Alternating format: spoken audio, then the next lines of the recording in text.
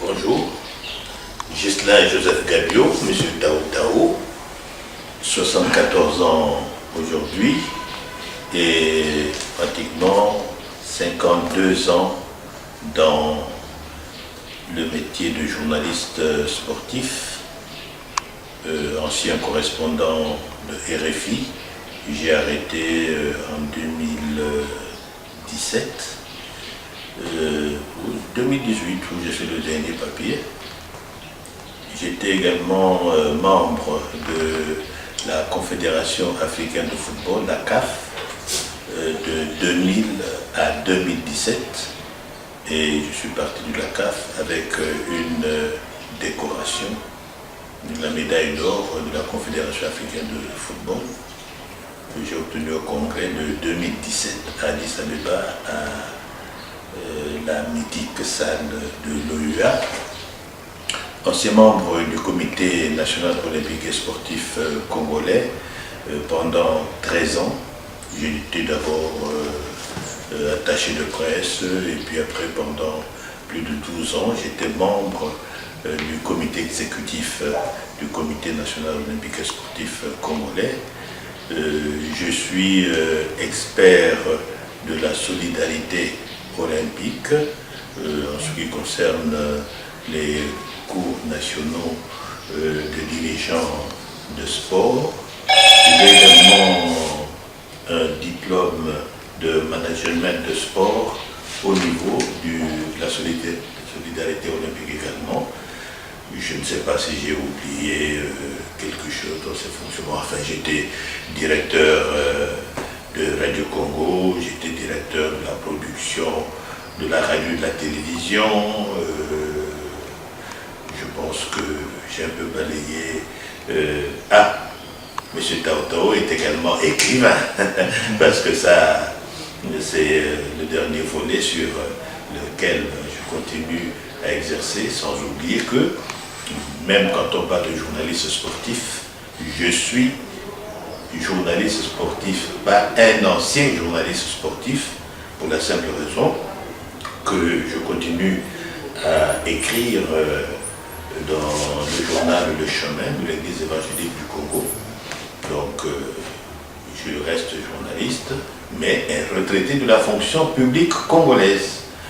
Voilà quelques précisions, et ça, au cours de notre entretien, Patrick Brice, bon, s'il y a quelque chose qui vous revient, vous pourrez en tout cas poser la question. Je suis marié, père de 6 enfants, et j'habite à Mafuta, dans l'arrondissement 8 de Brazzaville.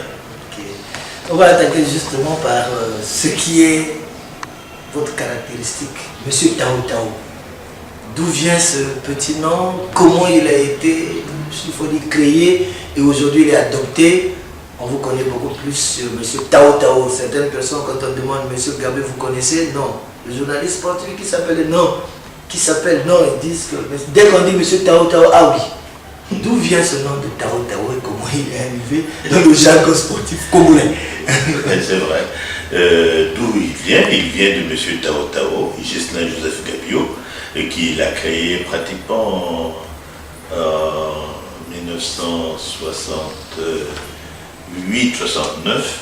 C'était à l'occasion du grand défilé que le Congo organisait en ce moment-là, quand il s'agissait de défiler au niveau du boulevard actuel Alfred Raoul, que nous appelions dans le temps le boulevard des Armées. Et à cette occasion-là, il y avait une grande fête d'orgue sur le boulevard. Et j'étais au studio à Radio Congo en ce moment-là, sur l'avenue des premiers Jeux africains, où se trouvait la radio. Et j'appelle les correspondants qui font le direct sur le boulevard des Armées dans le temps, et je tombe sur Jean Bruno, donc qui était le reporter en Kikongo. Alors je lui pose quelques questions. Jean Bruno, quelle est l'ambiance là-bas? Est-ce qu'il y a beaucoup de monde? Il me dit non, mais il y a beaucoup de monde, les gens continuent d'arriver parce que le défilé n'a pas encore commencé. Et puis je dis mais qu'est-ce qu'il y a comme musique là-bas? Il y a la musique de l'armée, naturellement. Il y a la musique des kimbanguistes et il y a la musique de l'armée de salut. Je dis mais dis donc, c'est une grosse ambiance. Les gens continuent à venir, il y a donc du mouvement, il y a l'ambiance, et il y a le rythme avec cette musique-là. Mais Jean Bruno, il y a du Tao Tao là-bas.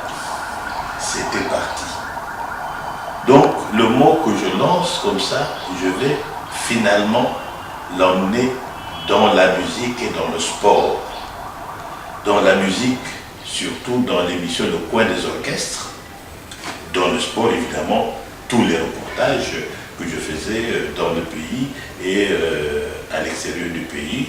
Et pendant, par exemple, toute la Coupe d'Afrique des Nations de 72, le mot Tao Tao revenait souvent. Donc, ambiance, rythme, plus mouvement font le Tao Tao. En fait, quand vous dites Tao Tao, c'est la grande fête. Donc, je résume ça en grande fête, c'est ma création. Le mot Tao Tao était rentré longtemps dans le dictionnaire et après on l'a sorti. Parce que le mot quand il rentre dans le dictionnaire, il faut continuer à l'utiliser. La différence avec les politiciens, eux, même s'il est rentré une fois, on le garde là-dedans. Bon, mais pour les autres, si vous ne l'utilisez pas souvent, eh bien on peut le retirer. Donc voilà comment a été créé par M. Tao Tao, Justin Joseph Gabiot, le mot Tao Tao qui veut dire grande fête. Parlons de cette grande fête qu'est le football congolais que vous connaissez, que vous avez parcouru et vous continuez justement de suivre. Vous nous parlez des grands moments de ce football. On a principalement deux dates. Les premiers Jeux africains en 65 et la Coupe d'Afrique des Nations en 72. Est-ce que vous pouvez nous parler de ces deux moments, d'abord particulièrement, avant de voir d'autres, mais ces deux aspects, en 65 et en 72, l'équipe nationale. C'est vrai qu'en 65, ce sont les Jeux africains, donc il y a plusieurs disciplines. Absolument. Donc nous allons peut-être commencer par là. En 65, vous étiez là. Comment était la fête? Comment était le sport congolais à ce moment-là? Brice, je vais vous ramener plutôt à 62. Parce que le premier titre au niveau, disons, international a été acquis par l'équipe nationale de football sous Fulbert Yulu. C'était la Coupe des Tropiques de 1962 qui s'était déroulée à Bangui. Et pour arriver à cette phase finale, le Congo avait éliminé l'équipe du Gabon. Les Gabonais avaient gagné chez eux sur la marque de 3-1 et le match retour s'était joué à Brazzaville. Les Congolais l'emporteront également 3-1, mais les Gabonais quitteront le stade et le match ne se terminera pas. On demandera même plutôt la commission va homologuer le match à rejouer. Les Gabonais n'ont pas voulu rejouer ce match-là. Les Congolais étaient qualifiés donc pour la phase finale de la coupe, la première coupe des tropiques que Bangui organisait.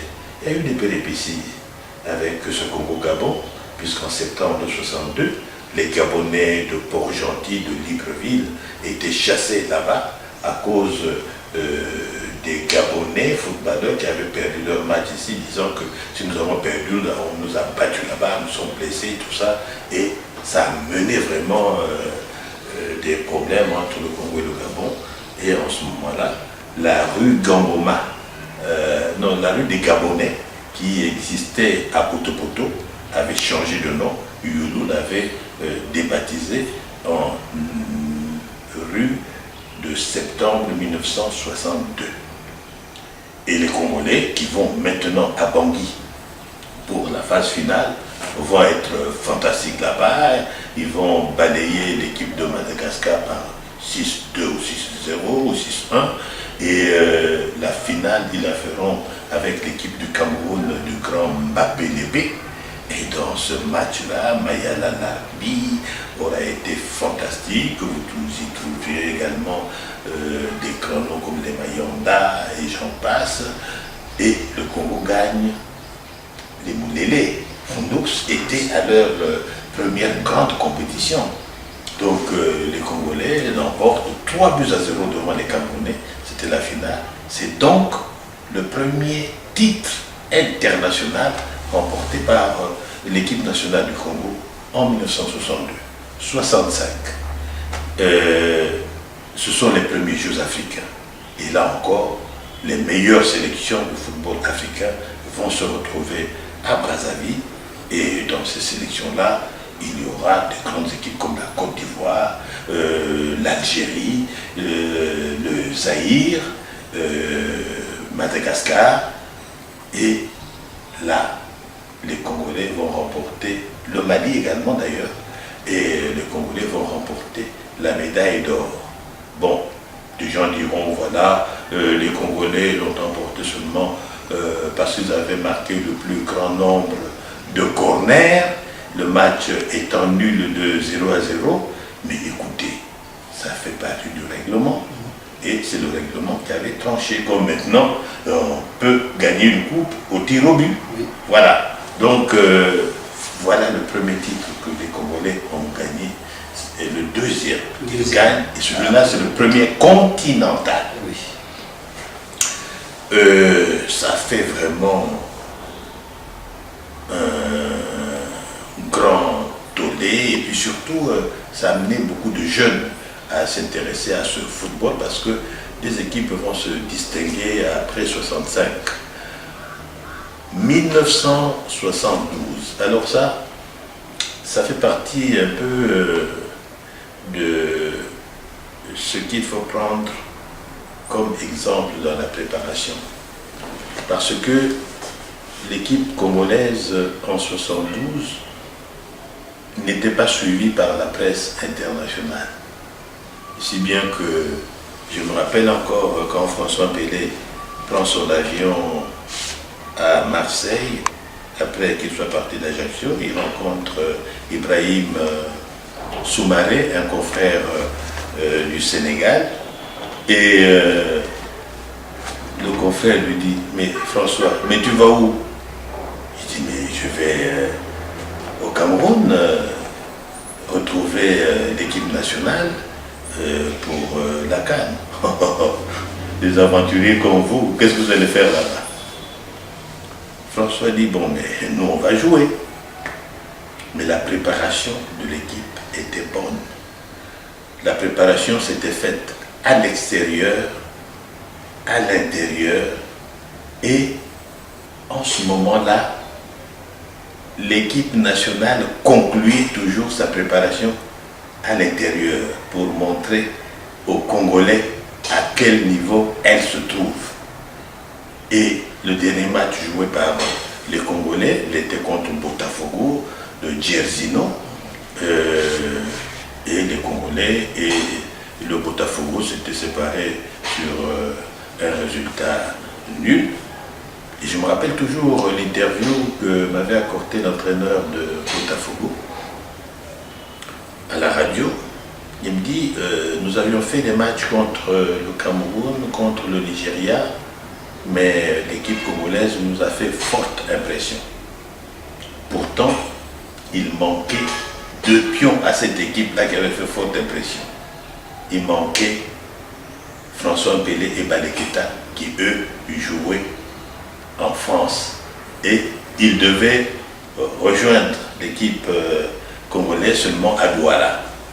Et quand on est arrivé à Douala, cette équipe-là a fait son premier match contre le Maroc, qui avait fait la Coupe du Monde en 70 et fait bonne impression.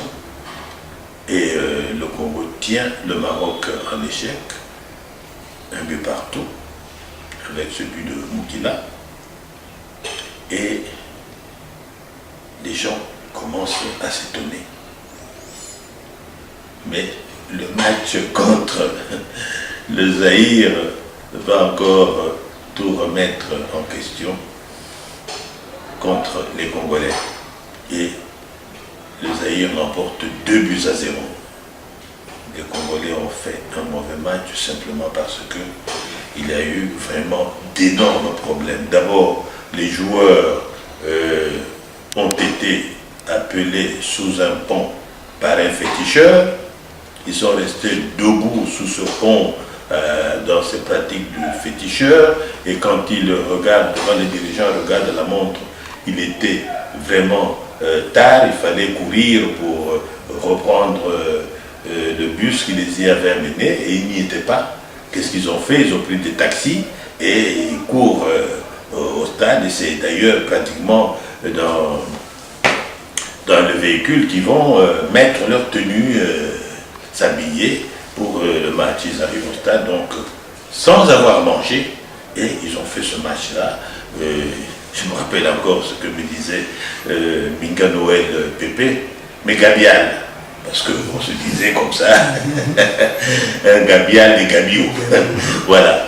Il dit, mais Gabial, mais comment je pouvais tenir 90 minutes alors que j'avais le ventre vide? Moi, j'ai demandé à sortir et je suis sorti. Bon, ce match contre le Zaïre a vraiment finalement boosté les Congolais. Ils se sont dit, nous avons un point.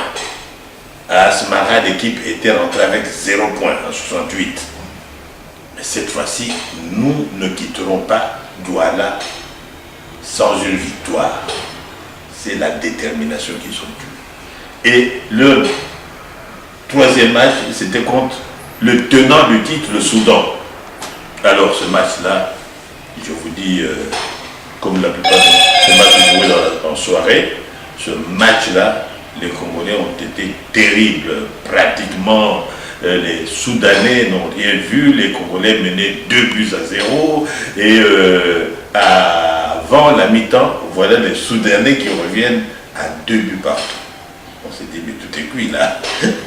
On revient, les Congolais marquent une fois, marquent une deuxième fois. Et s'il n'y avait pas eu la précipitation, les Congolais prenaient leur qualification dans ce match. Mais enfin, ils gagnent 4-2.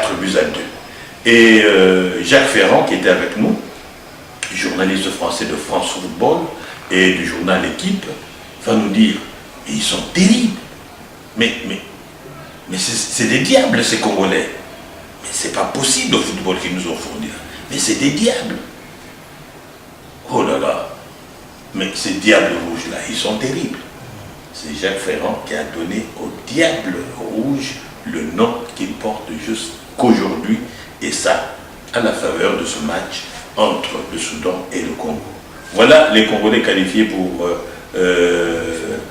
les demi-finales. Mais pas encore. Parce que Congolais et Marocains comptent le même nombre de points, le même nombre de buts, mais le goal de différence est le même. Alors, le règlement prévoit un tirage au sort. Et ce tirage au sort, il revient aux Congolais. Les Congolais sont tirés au sort. Je me rappelle que les Bantous à ce moment-là jouaient au Cameroun Hôtel. Dès que nous avons eu le résultat, et tous nous nous sommes rendus, les joueurs, la délégation, les journalistes au Cameroun Hôtel où jouaient les Bantous. Et les Bantous, alors, sont rentrés dans cette ambiance de la fête. Il a fallu que nous demandions aux joueurs de pouvoir rentrer dans le coup de 2h, 3h du matin, étant donné qu'ils avaient un vol à prendre le matin, très tôt, pour Yaoundé, où ils devaient se préparer à jouer contre le Cameroun 1 ou 2 jours après. Donc, Yaoundé, on est descendu là-bas et les Camerounais se sont dit, pour nous, la demi-finale contre le Congo est une bonne chose. En fait, ils tablaient sur un match amical qu'on avait fait avec eux en 1971. L'équipe du V-Club Mokanda jouait la Ligue des Champions et beaucoup de nos internationaux étaient avec le V-Club Mokanda. Et le match que nous avions joué au terrain militaire, un terrain à nu. que nous avons du gazon, eux c'était vraiment la terre. Parfois ils mettent du sable pour essayer de stabiliser l'aire de jeu. C'était leur jeu, leur terrain. C'est là où vous avez même gagné les coupes africaines avec le canon de Yaoundé. Bon, enfin, nous, ça nous a beaucoup handicapés. Et ce jour-là, il a plu. Et Tandou, qui était dans les buts, a pris vraiment un 7 buts à 1. Donc, les Camerounais se sont dit, c'est une bonne chose, ils se sont frottés les mains. Et quand je demande au staff technique, dans une interview, à Michel Oba me dit, écoute, Gabial, c'est une demi-finale continentale et ce n'est pas 2 fois que nous la jouons, c'est la première fois. Donc, les enfants sont prêts. Oui, mais vous n'avez pas suffisamment eu de jours de repos par rapport aux Camerounais qui ont pratiquement 4 jours de repos. Il dit, les enfants ont le moral et on va voir sur le terrain, mais nous allons pour gagner et jouer la finale. Et les Congolais ont confirmé cette déclaration de Michel Oba et des autres membres du staff technique qui étaient Adolphe Amoyen Bibanzoulou et Mayala Désiré Larbi. C'est la première équipe qui était entraînée par des nationaux, alors toutes les équipes étaient entraînées par des étrangers. Les Congolais donc se qualifient pour la finale.